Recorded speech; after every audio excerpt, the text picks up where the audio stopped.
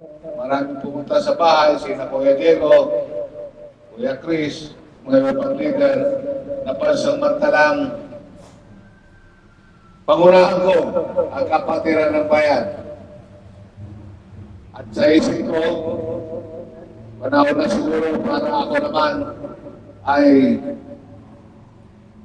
pagbalik ng mga biyayang pinagkaloob sa atin ng Panginoong Diyos sa pamamagitan ng pagtatatag ng isang kapatiran ng bayan na totoong masasandalan ng mga mamayan sa oras na sumapit ang mga pagkakataong tayo ay namatayan bilang isang regular na kasapi.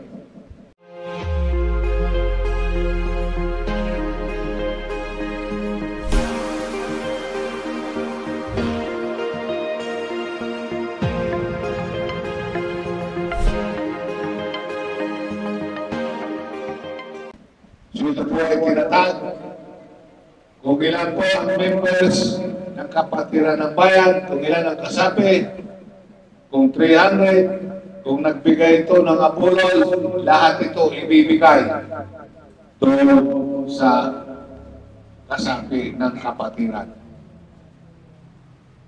Hindi maaaring Pangulo o Tesorero ang siyang magmamanda kung paano patakbuhin ang kapatiran ng bayan. Kayo mga kasapi, ang siyang magmamanda nito, magkakaroon ng buwan ng pagpupulong o kung hindi man pupunta po ang kapatiran sa mga barangay.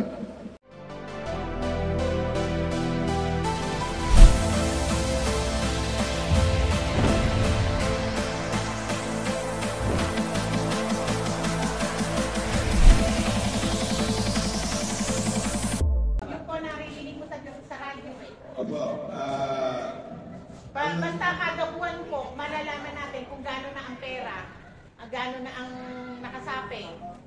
Kada po may dahil po sa, yun nga po sinasabi sa radyo natin dito. Opo, nasa Kailos po na. Kaya pero parang masarap sumali ngayon.